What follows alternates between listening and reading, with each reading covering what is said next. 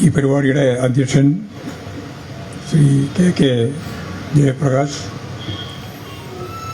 സഖാവ് MP ജയരാജനും ഉൾപ്പെടെയുള്ള ഇടതുപക്ഷ ജനാധിപത്യ മുന്നണിയുടെ സമാരാധ്യരായ നേതാക്കളെ, സഹോദരന്മാരെ, സുഹൃത്തുക്കളെ, കേരളത്തിലുടനീളം എല്ലാ മണ്ഡലങ്ങളിലും കേന്ദ്ര ഗവൺമെൻറ് ഓഫീസുകൾക്ക് മുമ്പിൽ ഇടതുപക്ഷ ജനാധിപത്യ മുന്നണിയുടെ ആഭിമുഖ്യത്തിലുള്ള സമരം നടന്ന് വരികയാണ്. കണ്ണൂർ മണ്ഡലത്തിൽ നടക്കുന്ന ഈ സമരം ഔപചാരികമായി ഉദ്ഘാടനം ചെയ്തതായിട്ട് ആദ്യം തന്നെ അറിയിക്കുകയാണ്.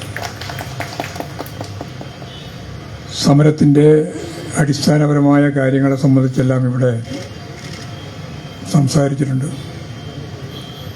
മാത്രമല്ല, ഇടതുപക്ഷ ജനാധിപത്യ മുന്നണിയുടെ നേതാക്കൾ ഇവിടെ നിങ്ങളോട് സംസാരിക്കാനും ഉണ്ട്.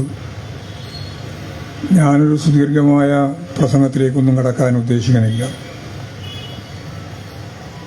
കേരളം ഇന്ത്യ രാജ്യത്തിൻ്റെ ഭാഗമാണോ എന്ന ചോദ്യമാണ് കേരളീയർ ഉന്നയിക്കുന്നത്. ഇതൊരു രാഷ്ട്രീയ പ്രശ്നമല്ല. ഈ സമരമെടുത്തത് ഇടതുപക്ഷ ജനാധിപത്യ മുന്നണിയാണ് എന്നുള്ളതുകൊണ്ട് ഇതൊരു രാഷ്ട്രീയ പ്രശ്നമായിട്ടല്ല കാണേണ്ടത്. കേരളത്തിലെ ജനങ്ങൾ ഇന്ത്യയുടെ ഭാഗമാണോ എന്ന ചോദ്യം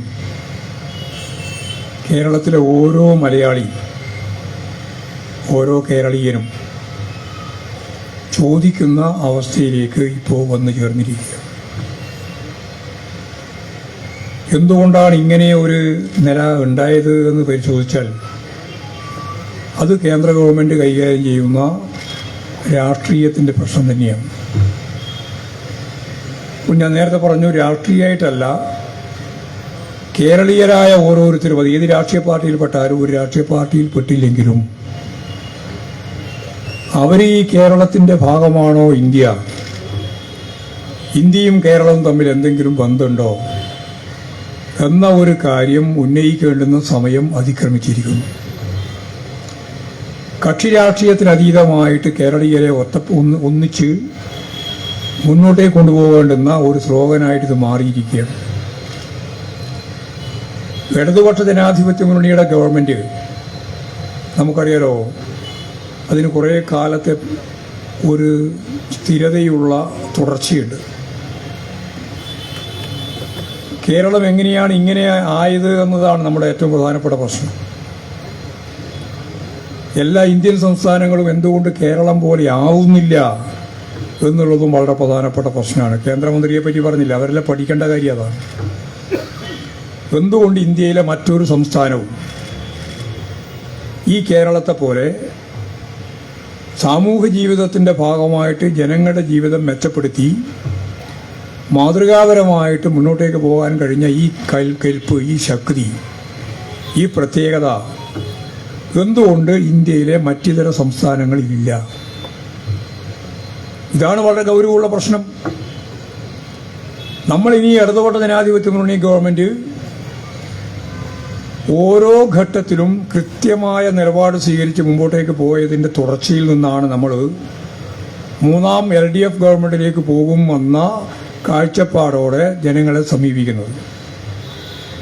അപ്പോൾ സ്വാഭാവികമായിട്ടും ആളുകൾ ചോദിക്കും, സെൻട്രൽ ഗവൺമെൻറ് നമുക്കൊന്നും തരുന്നില്ല, നമുക്ക് തരേണ്ടുന്ന കൃത്യമായിട്ടുള്ള അധികാര അവകാശത്തിൽപ്പെട്ട, ഇവിടെ പറഞ്ഞില്ലേ, ഭരണഘടനാപരമായിട്ട് തരേണ്ടുന്ന ഫെഡറൽ സംവിധാനത്തിൻ്റെ ഭാഗമായിട്ട് കിട്ടേണ്ടുന്ന ഒന്നും നമുക്ക് തരുന്നില്ല. അങ്ങനെ തരാതിരുന്നാൽ പിന്നെ എങ്ങനെയാണ് കേരളം മുന്നോട്ടേക്ക് പോവുക? അതിന് കൃത്യമായ മറുപടി നമുക്കുണ്ട്. സ്വന്തം കാലിൽ നിൽക്കാനുള്ള ശേഷി കേരളം നേടണം. രണ്ടാം ഇടതുപക്ഷ മുന്നണി ഗവൺമെൻറ് അധികാരത്തിൽ വന്നപ്പോൾ അതാ നമ്മൾ ശ്രമിച്ചത്. ഒന്നാം ഗവൺമെൻറ് വന്നപ്പോൾ തരില്ല എന്ന് നമുക്ക് ഉറപ്പുണ്ട്. ഇടതുപക്ഷ ജനാധിപത്യ മുന്നണി ഗവൺമെൻറ് ഇന്ത്യയിലെ ഒരേ ഒരു ബദൽ ഗവൺമെൻറ്റാണ്, ഒരേ ഒരു ഇടതുപക്ഷം ഭരിക്കുന്ന ഗവൺമെൻറ്റാണ്. അതുകൊണ്ട് കേന്ദ്ര ഗവൺമെൻറ് BJP കൂടിയാണ്. BJP തീർച്ചയായിട്ടും നമുക്ക് ഈ ആനുകൂല്യങ്ങളൊന്നും തരില്ല, നമുക്ക് കിട്ടേണ്ടത് തരില്ല. അങ്ങനെ വന്നപ്പോഴാണ് നമ്മളൊരു പുതിയ മാർഗം സ്വീകരിച്ചത്. നമ്മളിതിങ്ങനെ ഓരോന്നോരോന്നായിട്ട് പഠിക്കല്ലേ വേണ്ട, ഒന്നിച്ചു പഠിക്കണം. എന്താ ചെയ്തേ? നിങ്ങൾക്ക് ഓർമ്മയുണ്ടോ എന്താ ചെയ്തത്? എങ്ങനെയാ കേരളം അതിൽ നിന്ന് അഭിമുഖീകരിച്ച് മുമ്പോട്ടേക്ക് പോയേ? നമ്മളെല്ലാം LDF പ്രവർത്തകരല്ലേ? എങ്ങനെയാ? കിഫ്ബിയാണ് 90,000 കോടി റുപ്യ, 90,000 കോടി റുപ്യയാണ് പ്ലാൻ ഫണ്ടിൻ്റെ പുറത്ത് കിഫ്ബി വഴി നമ്മുടെ സ്കൂളുകൾ, നമ്മുടെ റോഡുകൾ, നമ്മുടെ പാലങ്ങൾ, നമ്മുടെ ആശുപത്രികൾ ഉൾപ്പെടെ ലോകോത്തരമായ രീതിയിൽ അതിൻ്റെ പശ്ചാത്തല സൗകര്യം വികസിപ്പിച്ചത്.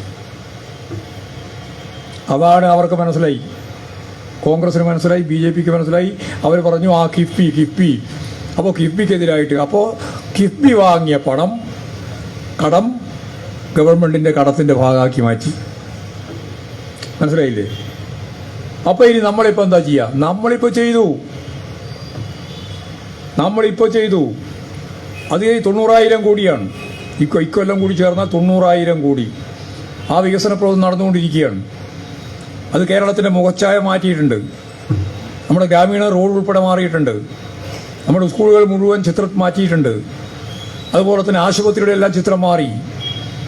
വിദ്യാഭ്യാസ മേഖലയിൽ LP സ്കൂൾ മുതൽ ഹയർ സെക്കൻഡറി വരെ വളരെ ശ്രദ്ധേയമായ രീതിയിലുള്ള കെട്ടിടങ്ങൾ നിർമ്മിച്ചു, പശ്ചാത്തല സൗകര്യം വികസിപ്പിച്ചു. ഇനി അതിൻ്റെ മേലെ നമുക്ക് ഇനി എന്താ ചെയ്യാം?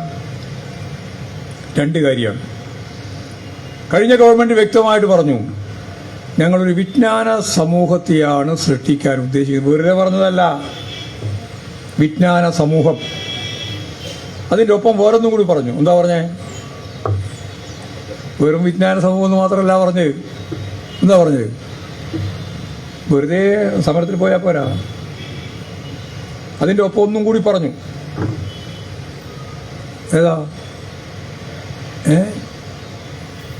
വിജ്ഞാന സമ്പദ് വ്യവസ്ഥ.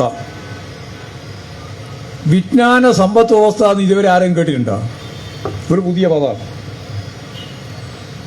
പദ. സമ്പദ് വ്യവസ്ഥയെ പറ്റി എക്കണോമിക്സ് പഠിച്ച ആളുണ്ടാവില്ല, ഇല്ലേ? എക്കണോമിസ്റ്റ് ആയിട്ടുള്ള ആളുകൾ പറഞ്ഞുകൊണ്ടിരുന്നത് സമ്പദ് വ്യവസ്ഥയുടെ കേന്ദ്രം എവിടെയാണ്? എവിടെയാ? പണമൂലധനത്തിലാണ് അശോക. പണമൂലധനം എന്ന് പറഞ്ഞാൽ ലോകത്ത് എവിടെയായാലും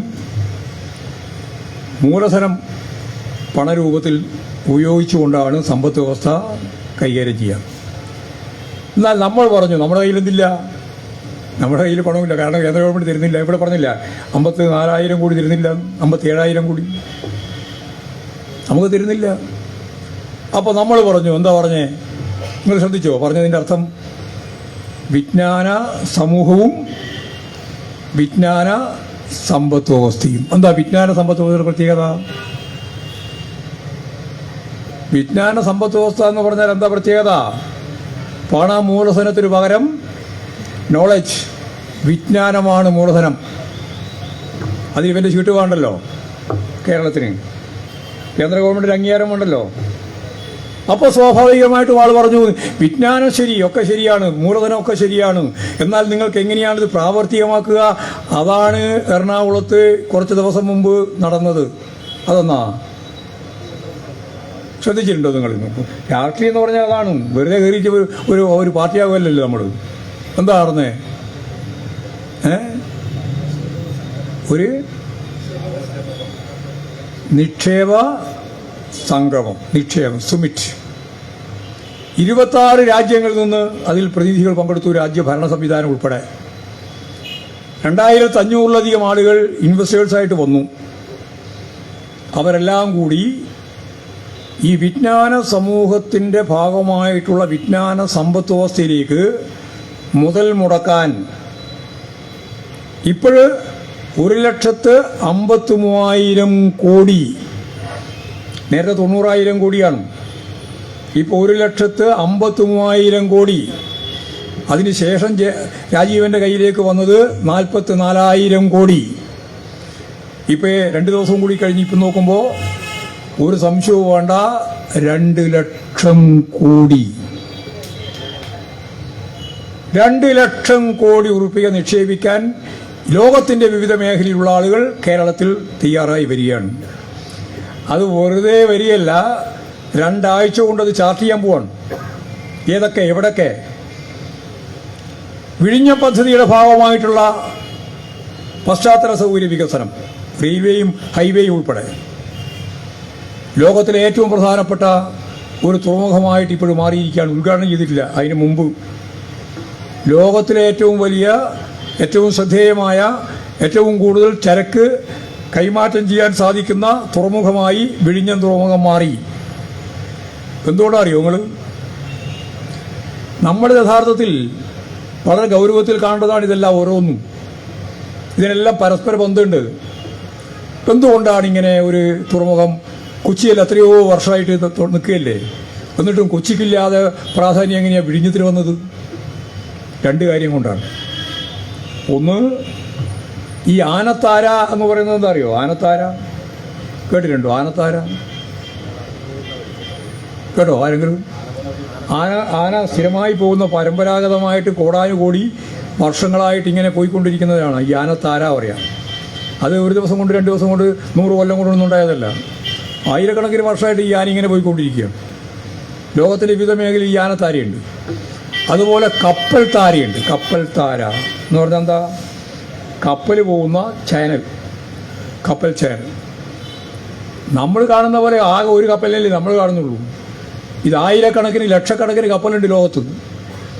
ഈ കപ്പലുകൾ മുഴുവൻ ഈ ലോകത്ത് സഞ്ചരിച്ചുകൊണ്ടിരിക്കുകയാണ്. അങ്ങനെ സഞ്ചരിച്ചുകൊണ്ടിരിക്കുന്ന കപ്പലിൻ്റെ പാതയാണ് കപ്പൽ താര എന്ന് പറയുന്നത്. 12 നോട്ടിക് മൈൽ അങ്ങനെയാണ് അളക്കുക കടലിന്. നോട്ടിക് മൈൽ അപ്പുറത്താണ് നമ്മുടെ കപ്പൽ, ഈ പറയുന്ന കപ്പൽ താര. എവിടുന്ന്? വിഴിഞ്ഞെത്തുന്നു. ബാക്കി എല്ലാ സ്ഥലത്തേക്കും വേണമെങ്കിൽ ഉള്ളോട്ട് കയറണം. 100 കണക്കിന് കിലോമീറ്റർ ഉണ്ട്. ഒരു കപ്പൽ കയറാൻ വേണ്ടിയുള്ള ഇന്ധനം എത്രയാണ്? ഇതിൻ്റെ ഒന്നും ചിലവില്ല. മാത്രമല്ല, ഏറ്റവും വലിയ കപ്പലിനിറങ്ങാൻ സാധിക്കുന്നതാണ് വിഴിഞ്ഞം. എന്തുകൊണ്ടാ?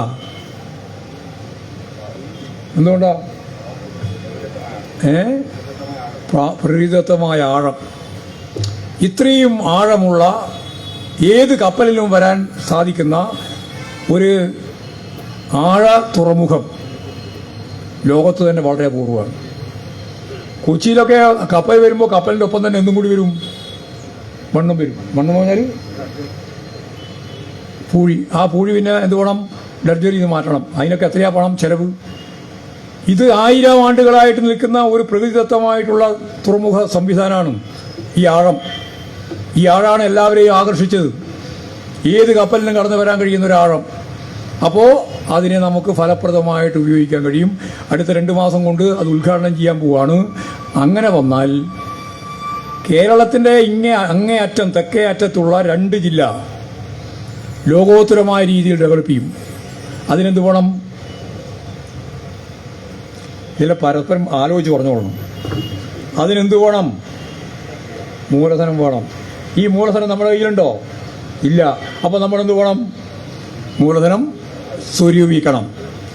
അങ്ങനെ സ്വരൂപിച്ചാൽ ഞാൻ നേരത്തെ പറഞ്ഞ പോലെ ഈ കൊല്ലം, തിരുവനന്തപുരം ജില്ലയുടെ ചിത്രം അങ്ങോട്ട് മാറും. പറഞ്ഞാൽ മനസ്സിലായില്ലേ? അപ്പോൾ ഇതൊരു വളരെ പ്രധാനപ്പെട്ട കാര്യമാണ്. ഇപ്പം നമ്മുടെ കേരളത്തിൽ നടന്നുകൊണ്ടിരിക്കുന്ന ഏറ്റവും പ്രധാനപ്പെട്ട വികസന പ്രവർത്തനം ഏതാ? കേരളത്തിലുടനീളം നടക്കുന്ന, തലപ്പാടി മുതൽ കളിക്കാവഴി വരെ നടക്കുന്ന ഏറ്റവും പ്രധാനപ്പെട്ട വികസന പ്രവർത്തനം ഏതാ? 66 നാഷണൽ ഹൈവേ, NH 66 അല്ലേ? ഇത് ഈ ഇടതുപക്ഷ ഗവൺമെൻറ് അല്ലെങ്കിൽ ഉണ്ടോ? ഉറപ്പല്ല, ഇല്ലാന്ന്. ഉമ്മൻചാണ്ടി ഇനി ഞങ്ങൾ ഭൂമി എടുക്കില്ല, ഭൂമി ഏറ്റെടുക്കാൻ സാധിക്കില്ല. ലീഗുകാരും കോൺഗ്രസ്സുകാരെല്ലാം കുഴപ്പമുണ്ടാക്കി. ആ കുഴപ്പമുണ്ടാക്കിയിട്ട് ഫയൽ മുഴുവൻ അയച്ച് നാഷണൽ ഹൈവേ ഇവിടുന്ന് തിരിച്ചുപോയി. ഞങ്ങൾ അവസാനിപ്പിച്ചു. സഖാവ് പിണറായി വിജയനും ഇടതുപക്ഷ ജനാധിപത്യ മുന്നണി ഗവൺമെൻറ്റും തീരുമാനിച്ചു, നമുക്ക് നാഷണൽ ഹൈവേ വേണം. 45 മീറ്ററിൽ 6 വരി. 4 വരിയായിരുന്നു ആദ്യം പറഞ്ഞത്. ഇപ്പം 4 വരിയല്ല, ഇപ്പം എത്രയായി? 6 വരി. 6 വരിയും അല്ല, അപ്പുറം ഇപ്പുറവും 2 സർവീസ് റോഡുകൾ. എത്രയായി റോഡ്? 8 വരി. കേരളത്തിൻ്റെ ഭാവി നിർണ്ണയിക്കുന്നതാണ്. ഒരു 10-50 കൊല്ലക്കാലത്തേക്ക് കേരളത്തിൻ്റെ യാത്ര ഇത് നാഷണൽ ഹൈവേ. ഇതിൻ്റെ അപ്പുറവും ഇപ്പുറവുമായിട്ട് 2 ഹൈവേ ഉണ്ട്. ഏതാ? ഒന്ന് തീരദേശ ഹൈവേ, മറ്റൊന്ന് മലയോര ഹൈവേ. റോഡുകളെല്ലാം ഞാൻ നേരത്തെ പറഞ്ഞ പോലെ കിബി വഴി നമ്മൾ വളരെ സുന്ദരമാക്കിയിട്ടുണ്ട്. ഇനിയുള്ളത് സുന്ദരമാക്കാനും ആവും. ഇങ്ങനെ ഓരോന്നോരോന്നെടുത്ത് പരിശോധിച്ച് നോക്കിയാൽ നമ്മുടെ ദാരിദ്ര്യം കേരളത്തിലാണ് ഏറ്റവും കുറഞ്ഞ ദാരിദ്ര്യം. എത്രയാ ദാരിദ്ര്യത്തിൻ്റെ കണക്ക്? അവരെ കണക്ക് 0.7%. 38-40% കോൺഗ്രസും BJP യും ഭരിക്കുന്ന സംസ്ഥാനത്തിൽ പട്ടിണി. ഇവിടെ 0.700 ഒരാളില്ല. മനസ്സിലായില്ലേ? 100 ആളാകുമ്പോൾ ഒരാൾക്ക് പട്ടിണിയില്ല. അത് പരിശോധിക്കാൻ നമ്മൾ തീരുമാനിച്ചു, കണക്കെടുത്തു. അപ്പോൾ എത്രയുണ്ട്? 64,006. ഇതെല്ലാം കൃത്യമായ കണക്കാണ്. 64,006. നമ്മളിപ്പോൾ തീരുമാനിച്ചു ഈ നവംബർ 1 കേരളപ്പിറവി ദിനത്തിന് ഈ കേരളം ലോകത്തിന്റെ മുമ്പിൽ തന്നെ ഒരു പ്രഖ്യാപനം നടത്താൻ പോവാണ്. എന്താ? അതിദാരിദ്ര്യമില്ലാത്ത ഇന്ത്യയിലെ ആദ്യത്തെ സംസ്ഥാനം എന്നുള്ളത് കേരളമായിരിക്കും എന്നുള്ളതാണ് ഏറ്റവും പ്രധാനപ്പെട്ട കാര്യം. കേരളം അതിദാരിദ്ര്യം അവസാനിപ്പിക്കുന്ന ഇന്ത്യയിലെ ആദ്യത്തെ സംസ്ഥാനം. 10 കൊല്ലം കഴിഞ്ഞാലും ഇന്ത്യയിൽ ഒരു സംസ്ഥാനത്തിനും ആ തലത്തിലേക്ക് വരാൻ കഴിയില്ല. 10 ഞാൻ മിനിമം പറയാ, 10 കൊല്ലം കഴിഞ്ഞാലും ആവില്ല. അപ്പോൾ കേരളം എങ്ങനെയാണ് ഇങ്ങനെ വളർന്നത്? കേരളത്തിന്റെ വളർച്ചയിൽ ഏറ്റവും പ്രധാനപ്പെട്ട നാഴികക്കല്ലായി പ്രവർത്തിച്ച 1957 കുടി ഒഴിപ്പിക്കരുത് എന്ന ഓർഡിനൻസ് അല്ലേ? അതോടുകൂടി നിൽക്കാൻ ഇടം കിട്ടിയത്. നിൽക്കാൻ ഇടം കിട്ടണമെങ്കിൽ എന്ത് വേണം? ഒഴിപ്പിക്കില്ല എന്ന് ഉറപ്പ് വേണം. അത് 57 കിട്ടിയേ. 57 ഗവൺമെന്റ് വന്ന് 6ാമത്തെ ദിവസം അല്ലേ? 6ാമത്തെ ദിവസമാണ് ആ ഓർഡിനൻസ് ഇറക്കിയത്. അതോടുകൂടി നിൽക്കാൻ ഒരിടമായി മലയാളിക്ക് കേരളത്തിൽ. 1969 ഒരു നിയമം വന്നു. ഇന്ത്യയിൽ എല്ലാ സംസ്ഥാനങ്ങളിലും ഉണ്ട്, ഇവിടെ ഇല്ലാതൊരു വർഗമുണ്ട്. ഏതാ? എല്ലാ സംസ്ഥാനങ്ങളിലും ആ വർഗമുണ്ട്, പക്ഷെ ഇവിടെ ഇല്ല. ഏതാ വർഗം? കേരളത്തിൽ ഇല്ലാതെ, ഇപ്പോഴേ അറിയാത്ത, പരിചയമില്ലാത്ത ഒരു വർഗം ഇന്ത്യയിൽ എല്ലാ സ്ഥലത്തും ഉള്ളത് ഇവിടെ ഇല്ല. ഏതാ? ജന്മി ഉണ്ട്. ആരും കണ്ടിട്ടുണ്ടോ ഇവിടെ? ഇപ്പം ഏതെങ്കിലും ജന്മി ഉണ്ടാ? നമ്മുടെ സിനിമയിലൊക്കെ നാടകത്തിലൊക്കെയാ ജന്മി ഉള്ളത്. ഇവിടെ ജന്മിയില്ല. ജന്മിത്വം അവസാനിച്ചു. ജന്മിത്വം വെറുതെ അവസാനിച്ചതല്ല. ജന്മിത്വം അവസാനിച്ചപ്പോൾ 36 ലക്ഷം കുടുംബങ്ങൾക്ക് സ്വന്തമായിട്ട് ഭൂമി കിട്ടി. 5 സെന്റ് മുതൽ 15 ഏക്കർ വരെ. ഭൂബന്ധത്തിൽ മൗലികമായ മാറ്റം. ജനാധിപത്യ വിപ്ലവത്തിന്റെ ഏറ്റവും പ്രധാനപ്പെട്ട സവിശേഷതയോടുകൂടിയുള്ള വളരെ പ്രധാനപ്പെട്ട മാറ്റമാണ് ഉണ്ടായില്ലേ? ഇങ്ങനെ ഓരോരോ മാറ്റം ചൂണ്ടിക്കാണിച്ചുകൊണ്ട് ഞങ്ങൾ ഈ കേരളത്തെ കേന്ദ്രത്തിന്റെ അവഗണന ഉണ്ടായാലും എങ്ങനെയാണ് മുന്നോട്ടേക്ക് നയിക്കുക എന്നുള്ള പ്രശ്നത്തിൽ ഫലപ്രദമായ നിലപാട് സ്വീകരിച്ച് ഗവൺമെന്റ് മുന്നോട്ടേക്ക് പോവുകയാണ്. ഞാനിത് ആദ്യം പറഞ്ഞത് ബോധപൂർവമാണ്. അല്ലെങ്കിൽ ആദ്യം മറ്റേല്ലേ പറയാം, ഇത് കേന്ദ്രം എങ്ങനെയാണ് നമ്മൾ അവഗണിച്ചുകൊണ്ടിരിക്കുന്നത്. അപ്പോൾ നിങ്ങളുടെ തലയൊക്കെ വരുന്ന പ്രധാനപ്പെട്ട കാര്യം ഇതിൻ്റെ കാര്യം പോക്കാണ്. കാരണം അവഗണിച്ച് പിന്നെ അവസാനമാകുമ്പോൾ എന്താ ഉണ്ടാകുക എന്ന ചിന്തയില്ലേ നിങ്ങളെല്ലാം ഭരിക്കുക. അതുകൊണ്ട് ആ ചിന്ത വേണ്ട. ഇവന്റെ അവഗണനയെ അഭിമുഖീകരിക്കാനുള്ള ശേഷിയും കേരളത്തിനുണ്ട് എന്ന് പറയാനാണ് ഞാൻ ഇത്രയും പറഞ്ഞത്. എന്നാൽ കേരളത്തിൽ തരണ്ടേ? അതെ ഞാൻ ആദ്യം ചോദിച്ചത്. കേരളം ഇന്ത്യയുടെ ഭാഗമല്ലേ? നമുക്ക് സത്യം പറഞ്ഞാൽ ഈ കേരളത്തിന്റെ വളർച്ചയ്ക്ക് ആവശ്യമായിട്ട് കേന്ദ്രം മൊത്തം സ്വരൂപിക്കും, നമ്മൾ ഉൾപ്പെടെ ഇവിടെ നിന്നെല്ലാം സ്വരൂപിക്കുന്ന പണമാണല്ലോ. വേറെ കേന്ദ്രത്തിന് എഴുതിയ പണം സംസ്ഥാനങ്ങളിൽ കിട്ടുന്നല്ലേ? ഭരണഘടനാപരമായിട്ട് 3 അധികാര കേന്ദ്രങ്ങളാണ്. 3 അധികാര കേന്ദ്രം എന്തൊക്കെയാ? ഫെഡറൽ സംവിധാനത്തെ പറ്റി പറയുമ്പോൾ അവിടെ വ്യക്തമായിട്ട് പറഞ്ഞിട്ടുണ്ട്. ഒന്ന് സെൻട്രൽ ലിസ്റ്റ് എന്ന് പറഞ്ഞാൽ കേന്ദ്ര ഗവൺമെന്റിന് അധികാര പരിധിയിലുള്ള നിയമനിർമ്മിക്കൽ ഉൾപ്പെടെയുള്ള കാര്യങ്ങൾ ചെയ്യാനുള്ള ഒരു ലിസ്റ്റ്, ഒന്നാമത്തത്. 2 സ്റ്റേറ്റ് ലിസ്റ്റ്. അത് സംസ്ഥാനങ്ങൾക്കുള്ള അധികാര പരിധിയാണ്. എല്ലാം നിയന്ത്രിക്കാനും നിയമനിർമ്മിക്കാനും എല്ലാം ഉള്ള അവകാശം സ്റ്റേറ്റിനാണ്. 3 അറിയോ? മൂന്നാമത്തത് കൺകറന്റ് ലിസ്റ്റ്, സംയുക്ത പട്ടിക. അവർക്കും നമുക്കും നിയമനിർമ്മിക്കാൻ അവകാശമുള്ളത്. ഈ 3 ഇപ്പോഴെന്തായി? സത്യം പറഞ്ഞാൽ ഇതെല്ലാം കൂടി ചേർന്ന് ഒന്നായി. ഏതാ ഒന്ന്? എല്ലാം കേന്ദ്രം. കൺകറന്റ് ഒന്നുമില്ല, എല്ലാം കേന്ദ്രം. ഫണ്ട് പിരിക്കാനുള്ള, നികുതി പിരിക്കാനുള്ള അവകാശം പൂർണ്ണമായിട്ട് അവരെടുത്തു, അല്ലേ? GST. അതോടുകൂടി മറ്റൊരധികാരവും സംസ്ഥാനത്തിനില്ലാതായി. അവർ തരുന്നത് വാങ്ങുക മാത്രമേ പറ്റുള്ളൂ. നഷ്ടപരിഹാരം അവസാനിപ്പിച്ചു. ആളോഹരിയെ നമുക്ക് കിട്ടേണ്ടുന്നത് 10ാം ധനകാര്യ കമ്മീഷൻ വരെ 3.9% സ്വത്ത് കിട്ടിയിരുന്നു, സമ്പത്ത് 3.9%. ഇപ്പോഴത്തെ അവസാനത്തെ ധനകാര്യ കമ്മീഷൻ നമുക്ക് നിശ്ചയിച്ചത് 1.9%. എത്ര ശതമാനം പോയി? 2 പകുതിയിലധികം പോയി എന്ന് പറഞ്ഞാൽ ഇരട്ടിയിലധികം പോയി. നമുക്ക് നഷ്ടം കിട്ടിക്കൊണ്ടിരുന്നതിൻ്റെ പകുതിയായി ചുരുങ്ങി എന്ന് പറഞ്ഞാൽ 3.9 2 നേരം പറയുമ്പോൾ നിങ്ങൾ മനസ്സിലാക്കേണ്ടത് ഇത് ആയിരക്കണക്കിന് കോടിയാണ്. 1 10 100 കോടിയല്ല, ആയിരക്കണക്കിന് കോടി. ഈ ആയിരക്കണക്കിന് കോടി ഉറുപ്പിക നമുക്ക് കേന്ദ്ര ഗവൺമെന്റ് തരേണ്ടത് ഈ കുറെ കൊല്ലമായിട്ട് തരുന്നില്ല. അത് 1 ലക്ഷത്തിലധികം വരും കോടി ഉറുപ്പിക തരേണ്ടത്, നമുക്ക് തരുന്നില്ല. ബഡ്ജറ്റ് അവതരിപ്പിച്ചു. ബഡ്ജറ്റിന്റെ ഭാഗമായിട്ട് കേരളത്തിന്റെ പേരുണ്ടോ? എന്തെങ്കിലും ഒരു കാര്യം കേരളത്തിൽ തന്നോ? വിദ്യാഭ്യാസത്തിന് ലോകോത്തരമാണ് കേരളം. ആ വിദ്യാഭ്യാസ മേഖലയിൽ അവർ തരുമെന്ന് പറഞ്ഞ എന്തെങ്കിലും ഇൻസ്റ്റിറ്റ്യൂട്ട് നമുക്ക് തന്നോ? ഒന്നും തന്നില്ല. ഒരു കാര്യവും കേരളത്തിനില്ല എന്നുള്ളതാണ് അവരുടെ നിലപാട്. ഇപ്പം ഞാനതിൻ്റെ വിശദീകരണത്തിലേക്ക് കിടക്കില്ല. എല്ലാവർക്കും നല്ല ധാരണയുണ്ട്. കേന്ദ്ര ഗവൺമെന്റ് കേരളത്തിന് നൽകേണ്ടുന്ന ന്യായമായ, ഓരോരുത്തൻ്റെയും ഓശാരൊന്നുമല്ല, സംഭാവന ചോദിക്കുന്നൊന്നുമല്ല, ഇരക്കാൻ പോയതൊന്നുമല്ല, ഭരണഘടനാപരമായിട്ട് നമുക്ക് തരേണ്ടുന്ന കൃത്യമായിട്ടുള്ള ഈ കേരളത്തിന് ലഭിക്കേണ്ടുന്ന ആനുകൂല്യം ലഭിക്കുന്നില്ല. BJP അതിനു വേണ്ടി വാദിക്കില്ല, കാരണം അവരുടെ ഗവൺമെന്റാണ്. എന്നാൽ UDF എടുക്കുന്ന നിലപാടെന്താ? ഈ ഗവൺമെന്റ് ഇടതുപക്ഷ ജനാധിപത്യ മുന്നണി ഗവൺമെന്റ് ആയതുകൊണ്ട് ഇങ്ങനെ പണമൊന്നും കിട്ടാതെ, പദ്ധതിയൊന്നും നടപ്പിലാക്കാനാവാതെ പ്രയാസപ്പെട്ട് അടുത്ത തെരഞ്ഞെടുപ്പ് വരുമ്പോൾ നമുക്ക് കയറണം. ഇതാണ് UDFന്റെ രാഷ്ട്രീയം. അതുകൊണ്ട് ഒരു വികസന പ്രവർത്തനവും ഞങ്ങളുടെ പിന്തുണയോടെ ഇല്ല. ഒരു വികസന പ്രവർത്തനത്തിനും കേരളത്തിന്റെ പ്രതിപക്ഷത്തിന്റെ പിന്തുണയില്ല. മാത്രമല്ല, കേന്ദ്ര അവഗണനയ്ക്കെതിരായി ഒരക്ഷരം പറയാൻ അവർ തയ്യാറുമില്ല. ഇതാണ് കേരളത്തിന്റെ ചിത്രം. അപ്പോൾ ഇതിനെല്ലാം എതിരായിട്ടുള്ള അതിശക്തിയായിട്ടുള്ള ഒരു പോരാട്ടമാണ് ഒരു ഭാഗത്ത് ഇടതുപക്ഷ ജനാധിപത്യ മുന്നണി നടത്തുന്നത്. അതാണ് ഞാൻ നേരത്തെ പറഞ്ഞത്. വലിയ രീതിയിലുള്ള പോരാട്ടം എന്ന് പറയുന്നത് കേരളത്തിന് വേണ്ടിയിട്ടാണ്, കേരളീയരുടെ പോരാട്ടമാണ്. കക്ഷി രാഷ്ട്രീയത്തിന് അതീതമായിട്ട് മുഴുവൻ ജനങ്ങളെയും അണിനിരത്തിക്കൊണ്ടുള്ള പോരാട്ടമാണ്. ആ പോരാട്ടം നമുക്ക് നടത്തിക്കൊണ്ട് നമുക്ക് അതിദരിദ്രരില്ലാത്ത നാട് പോലെ വിദ്യാഭ്യാസ മേഖല, നമ്മുടെ നാട്ടിലെ ആരോട് ചോദിച്ചാലും അവർ പറയും, എന്താ ഇവിടുത്തെ കേരളത്തിൻ്റെ ഏറ്റവും പ്രധാനപ്പെട്ട പ്രശ്നം എന്താ? അഭ്യസ്തവിദ്യരായ യുവതി യുവാക്കളുടെ തൊഴിലില്ലായ്മയാണ്. ഞാനതിനോട് അന്നും ചോദിക്കുന്നില്ല, ഇന്നും ചോദിക്കുന്നില്ല. അതിൻ്റെ ഞാൻ നേരത്തെ പറഞ്ഞ കാര്യകാരണ നിയമം നോക്കണം.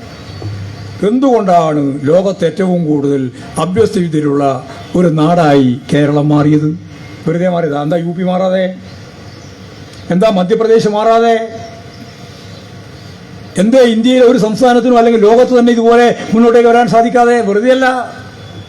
അപ്പോൾ അതിൻ്റെ അടിസ്ഥാനം മനസ്സിലാക്കണം. അങ്ങനെയാ അത് തുടങ്ങിയത് 57 തന്നെയാണ്. EMS തന്നെയാണ്. എന്താ തുടങ്ങിയേ? എന്തായിരുന്നു അത്? ഞാൻ നേരത്തെ പറഞ്ഞ ഭൂബന്ധം അത് മാറ്റി, അത് വേണ്ട, ഇത് പറയാം. പറ, ഏതാ?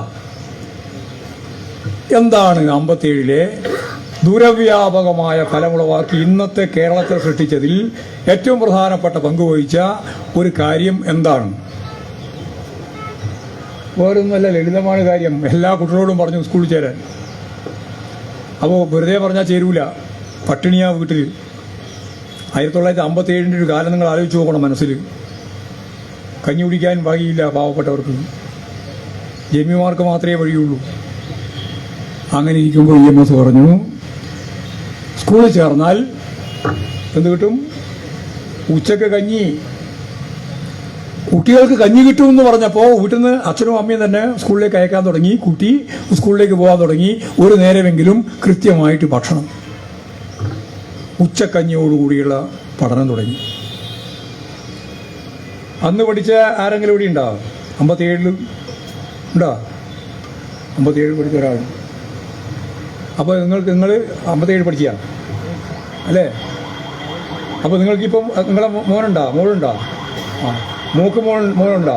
ഉണ്ട്. ആ, എന്തായിരുന്നു? മൂന്നാമത്തെ തലമുറയാണല്ലോ. അവരെന്താ ചെയ്യുന്നത്? നല്ല ഒച്ചത് പറ. വിദ്യാഭ്യാസം അല്ലേ? അതാ കാര്യം. ഇതിനു വേണ്ടിയാണ് ഞാൻ പറഞ്ഞത്. സംഭവം മനസ്സിലായോ? അന്ന് പഠിച്ചവർ അവരെ തൊട്ട തലമുറയെ പഠിപ്പിച്ചു. ആ പഠിപ്പിച്ചവർ വീണ്ടും അടുത്ത തലമുറയെ പഠിപ്പിച്ചു. പട്ടികജാതി, പട്ടികവർഗം, പിന്നോക്ക സമുദായം, OEC, OBC, മുന്നോക്ക സമുദായത്തിലെ പിന്നോക്കം ഉൾപ്പെടെ കേരളത്തിലെ മുഴുവൻ കുടുംബത്തിലും ഇപ്പോഴാരാളേ? നിരക്ഷന ഇപ്പോഴാരാളേ? ആരാളുള്ളത്? ഉന്നത വിദ്യാഭ്യാസം നേടിയവരാണ്. വെറുതെ പഠിച്ചു എന്നല്ല, 4ാം ക്ലാസ് 5ാം ക്ലാസ് അല്ല. ലോകത്ത് ഏറ്റവും കൂടുതൽ ഉന്നത വിദ്യാഭ്യാസം നേടിക്കൊണ്ടിരിക്കുന്ന സ്ത്രീകളുള്ള നാടേതാ? ലോകത്താ ഞാൻ പറയുന്നത്. ബീജിങ്ങും അതുപോലെ തന്നെ കാലിഫോർണിയ എല്ലാം എൻ്റെ മനസ്സിലുണ്ട്. എന്നിട്ടാണ് ഞാൻ ചോദിക്കുന്നത്, എവിടെയാ? ഒന്നുകൂടി ചോദിക്കാം. ലോകത്ത് ഏറ്റവും കൂടുതൽ ഉന്നത വിദ്യാഭ്യാസം നേടുന്ന സ്ത്രീകളുള്ള നാടേതാണെന്ന്? അത് ഈ കേരളമാണ് കേട്ടോ. UP, മധ്യപ്രദേശൊന്നുമല്ല. എന്നാൽ അവിടെ ഉന്നത വിദ്യാഭ്യാസം നേടുന്നവരില്ലേ? ഉണ്ട്. ആരാ? അവിടെ ഉന്നത വിദ്യാഭ്യാസം നേടുന്നവർ പ്രമാണി, ഭൂപ്രമാണി, വലിയ ഉദ്യോഗസ്ഥർ അല്ലേ? ജമ്മിമാര്, ഭൂപ്രമാണിമാര്, അവരുടെ മക്കളെല്ലാം ഉന്നത വിദ്യാഭ്യാസം നേടുന്നുണ്ട്. ഇവിടെയോ? ഇവിടെ ഞാൻ നേരത്തെ പറഞ്ഞ പട്ടികജാതിക്കാരനും പട്ടികവർഗക്കാരനും ചെത്തുതൊഴിലാളിയും നെയ്ത്ത് തൊഴിലാളിയും ഓട്ടോറിക്ഷ തൊഴിലാളിയും അതുപോലെ എല്ലാ വിഭാഗത്തിൽപ്പെട്ട മനുഷ്യൻ്റെയും വീട്ടിലാരുണ്ട്? സാധാരണ മനുഷ്യൻ്റെ വീട്ടിലാരുണ്ട്? ഉന്നത വിദ്യാഭ്യാസം നേടിയവരുണ്ട്. ആ ഉന്നത വിദ്യാഭ്യാസം നേടിയവരെ പരിഹസിക്കണ്ട. അതുകൊണ്ടാണ് ഞാൻ പറഞ്ഞത്. ചിലർ പറയുന്നത് ഞാൻ കേട്ടിട്ടുണ്ട്, പ്രസംഗിക്കുന്നത് തന്നെ. തൊഴിലില്ലായ്മയുടെ കേരളത്തിൻ്റെ അവസ്ഥ കണ്ട് എൻ്റെ തല താഴ്ത്തിപ്പോയി, കുനിഞ്ഞുപോയി എന്നെല്ലാം. ഒരു കാര്യമില്ല. ഇനി നമ്മൾ എന്താ ചെയ്യണ്ടേ? അടുത്ത ഞാൻ പറയാൻ പോകുന്നത്. ഇനി എന്ത് ചെയ്യണം? അപ്പോൾ അഭ്യസ്തവിദ്യരായ യുവതി യുവാക്കൾ ലോകത്ത് ഏറ്റവും കൂടുതലുള്ള ഒരു കേന്ദ്രമായിട്ട് കേരളം മാറി. ഇന്ത്യയിൽ വേറെ എവിടെയില്ല. നമ്മളെ കാട്ടി എത്രയോ ഇരട്ടി, 10 മടങ്ങ് ഇരട്ടി ഉള്ളതാണ് UP യിലെ ജനസംഖ്യ. പക്ഷെ അവിടെ പോലുമില്ല കേരളത്തിൻ്റെ അത്ര അഭ്യസ്തവിദ്യരായ യുവതി യുവാക്കൾ. മനസ്സിലായോ? ഇനി ഇന്ത്യയിൽ എവിടെ ഉണ്ടാവും ചെയ്യില്ല. അടുത്ത കാലത്തൊന്നും ഉണ്ടാവില്ല. അത്ര എളുപ്പമല്ല ഉണ്ടാവല്. 30% മനുഷ്യർക്ക് സ്വന്തമായി കയറിക്കിടക്കാനിടയില്ലാത്ത നാടാ ഈ ഇന്ത്യ. 30% ജനസംഖ്യയിൽ. അപ്പോൾ എപ്പം വരുന്ന അവൻ ആ സ്കൂളെ കണ്ടിട്ടേ ഇല്ല. അതിൻ്റെ വരാന്ത പോലും കണ്ടിട്ടില്ല. ലക്ഷക്കണക്കിന് കോടിക്കണക്കിന് മനുഷ്യർ. 40 കോടിയോളം ആളാണ് വരിക. 30% എന്ന് പറഞ്ഞാൽ അതാ. 40 കോടിയോളം മനുഷ്യൻ സ്വന്തമായിട്ട് ഇടയില്ല, കയറിക്കിടക്കാൻ സൗകര്യമില്ല. അവൻ്റെ മക്കളെ ഒരു സ്കൂളിലും പോയിട്ടില്ല, ഒരു വിദ്യാഭ്യാസ കേന്ദ്രത്തിലും പോയിട്ടില്ല. സ്കൂൾ ഇതിനടുത്ത് കണ്ടില്ലേ? ഒരു അവിടെ പോയപ്പോൾ ഒരു കുട്ടിയോട് സ്മാർട്ടായിട്ട് ഒരു കുട്ടിയെ കണ്ട് ചോദിച്ചപ്പോൾ പത്രക്കാർ ചോദിച്ചു, ഇനി എവിടെയാ? ഏത് സ്കൂളോ? ആ കുഞ്ഞിക്ക് സ്കൂളേ അറിയില്ല. മഴക്ക് പോയതാ, കണ്ടില്ലേ അത്? അതാ സംഭവം. സ്കൂളേ കണ്ടിട്ടില്ല. 10-14 വയസ്സായ കുട്ടിയാണ്. ഇതാണ് കേരളത്തിൻ്റെ പ്രത്യേകത. അപ്പം ഇനി നമുക്ക് എന്താ വേണ്ടേ? നമുക്ക് ഈ അഭ്യസ്തവിദ്യരായ യുവതി യുവാക്കൾക്ക് എന്ത് വേണം? തൊഴിൽ വേണം. കൊടുക്കാൻ പറ്റുമോ? സാധിക്കുമോ? എനിക്കതിൽ യാതൊരു സംശയമില്ല. ഞാനൊരു മോഡലായിട്ട് തന്നെ തളിപ്പറമ്പ് പ്രഖ്യാപിച്ചു. സാധാരണ MLA-മാരുടെ ഭാഗമായിട്ട് തൊഴിലില്ലായ്മ പരിഹാരം ആയിരിക്കും വല്ല ശുപാർശ കൊടുക്കുന്നല്ലാണ്ട് ഏതെങ്കിലും ഒരു സംവിധാനത്തിൽ ആൾക്ക് തൊഴിൽ കൊടുത്തിട്ടുണ്ടോ? എവിടെയെങ്കിലും ഇന്ത്യയിൽ ഉണ്ടോ? കൊടുത്തിട്ടില്ല. കണക്റ്റിംഗ് തളിപ്പറമ്പ് എന്ന് പറയുന്നൊരു പുതിയ സംവിധാനം ഉണ്ടാക്കി. ആ സംവിധാനത്തിൻ്റെ ഭാഗമായിട്ട് ഈ ഇന്നലെ വരെയുള്ള കണക്ക് പരിശോധിച്ച് നോക്കുമ്പോൾ ഏതാണ്ട് 1000 ആളുകൾക്ക് ജോലി കിട്ടി. 1000 ആളുകൾക്ക് ജോലി കിട്ടി. ഇനി ഒരു 2-3 ആൾക്ക് കിട്ടും ഇക്കൊല്ലം തന്നെ. അടുത്ത കൊല്ലാകുമ്പോഴേക്കും മെഗാ ജോബ് ഫെയർ നടത്താൻ ഉദ്ദേശിക്കുകയാണ്. എല്ലാവരെയും കൃത്യമായി രജിസ്റ്റർ ചെയ്തു. 16,000 ആളുണ്ട് നമ്മളെ മണ്ഡലത്തിൽ മാത്രം. ഇതെല്ലാ മണ്ഡലത്തിലും വരാൻ പോവാണ്.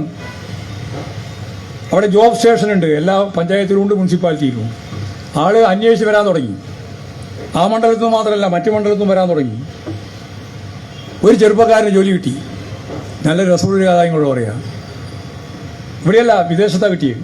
ഇവിടെ നിന്നാണ് മെൻറ്റർമാർ അവരെ പരിശീലിപ്പിച്ച് ഇൻ്റർവ്യൂവിന് അയച്ച് ഇൻ്റർവ്യൂവിൽ ജയിച്ച് അവന് ജോലി കിട്ടി. അവൻ ജോലിക്ക് പോയി. ഒരു മാസം കഴിഞ്ഞ് ശമ്പളം കിട്ടി.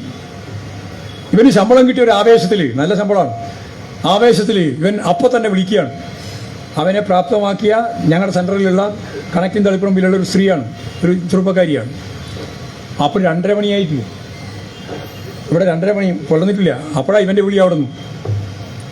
എന്താ വിളിച്ചതെന്ന് ചോദിച്ചു. അപ്പോൾ പറയാ, എനിക്ക് നിങ്ങളുടെ നാള് വേണം. നാള് പറഞ്ഞ മനസ്സിലായ നക്ഷത്രം. എന്തിനാ ചോദിച്ചു? ഒരു നേർച്ചക്കാന്ന്. നേർച്ച. കണക്റ്റിംഗ് തളിപ്പറമ്പിൻ്റെ ഭാഗമായിട്ട് ജോലി കിട്ടി ശമ്പളം കിട്ടിയപ്പോൾ ഉടനെ ആലോചിക്കുന്നത് എന്നെ ഇതിന് പ്രാപ്തമാക്കിയിട്ടുള്ള ആ ചെറുപ്പക്കാരിയുടെ നാളെന്താണെന്ന് നോക്കിയിട്ട് ഒരു നേർച്ച. മനസ്സിലായില്ലേ എന്താ ഇതിന് പറയാ? പുഷ്പാർച്ചന എന്തോ അങ്ങനെയാണ്. ആ നാള് വെച്ചിട്ട് പോകണം, അതിനു വേണ്ടിയിട്ടാണെന്ന് പറയുന്നു. നിങ്ങൾ ആലോചിച്ച് നോക്കണം, ഇതൊന്നും വളരെ ദൂരത്തുള്ള പ്രശ്നമല്ല. ഞാൻ പറയുന്നത് പറശ്ശിനിക്കടവുകാരനാ ചകൻ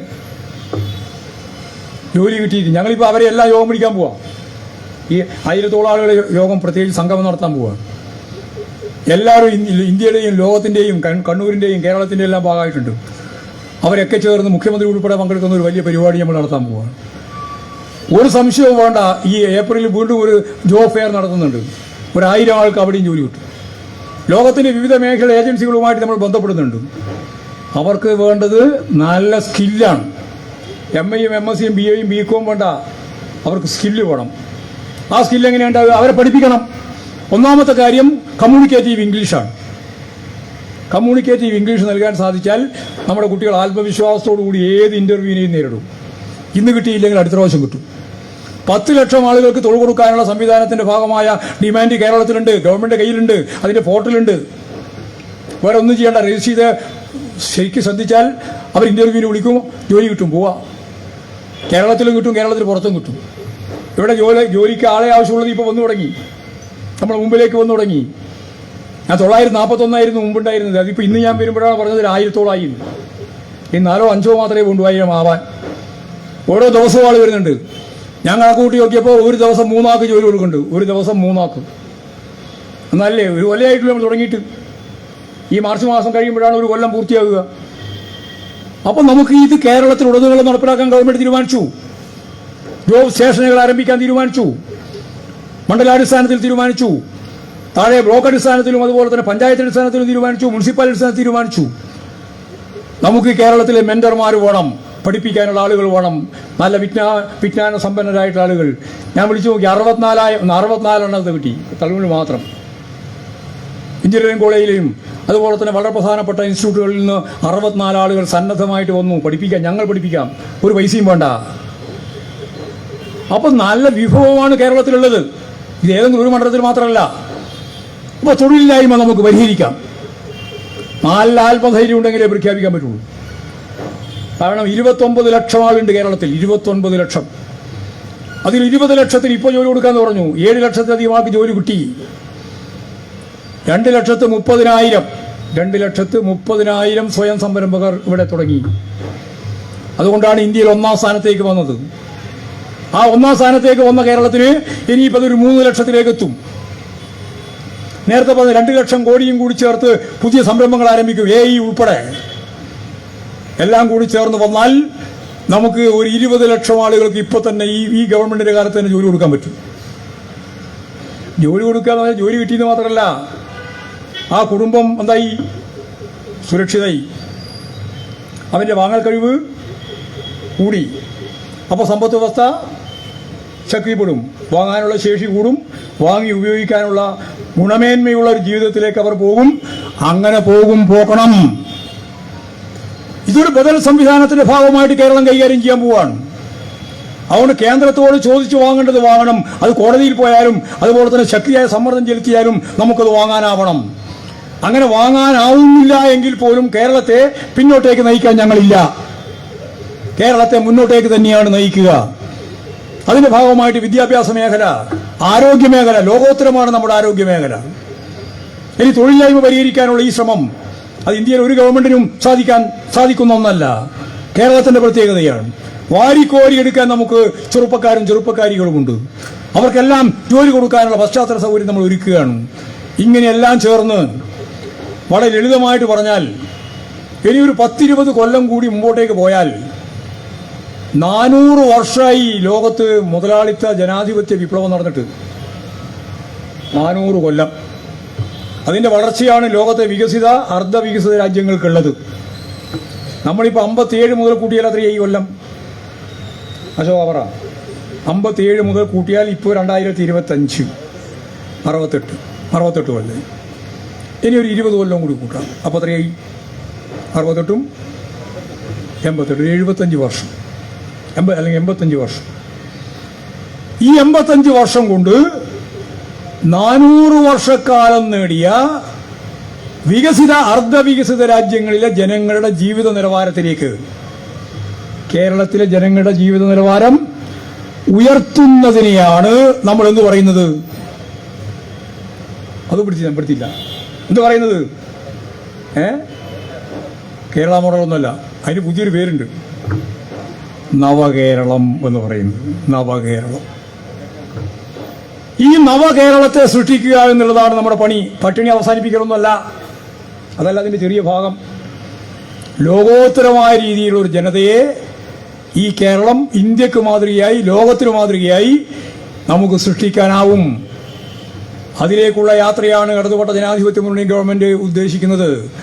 അതിന്റെ 2ാം ടേം കഴിഞ്ഞ് 3ാം ടേമിലേക്കും ഈ ഗവൺമെന്റിനെ നയിക്കാനുള്ള ബാധ്യതയുള്ള പ്രവർത്തകരാണ് ഇടതുപക്ഷ ജനാധിപത്യ മുന്നണിയുടെ ഈ മണ്ഡലത്തിലെ പ്രമുഖരായ നിങ്ങൾ ഓരോരുത്തരും എന്ന് മാത്രം ചൂണ്ടിക്കാണിച്ചുകൊണ്ട് അതിലേക്കാണ് നമ്മുടെ യാത്ര എന്ന് കൃത്യതയോടുകൂടി അവതരിപ്പിച്ചുകൊണ്ട് കേന്ദ്രത്തിന്റെ എല്ലാ തരത്തിലുള്ള അവഗണനയ്ക്കുമെതിരായ പോരാട്ടം നിയമപരമായും സംഘടിതമായ രാഷ്ട്രീയ ശക്തികൾ ഉപയോഗിച്ചും ജനങ്ങളെ മുഴുവൻ അണിനിരത്തി നമുക്ക് നടത്താനാവണം എന്ന് മാത്രം ചൂണ്ടിക്കാണിച്ച് ഈ സമര പരിപാടി ഔപചാരികമായി ഉദ്ഘാടനം ചെയ്തതായിട്ട് അറിയിച്ചുകൊണ്ട് ഞാൻ എന്റെ വാക്കുകൾ ഉപസംഹരിക്കുകയാണ്.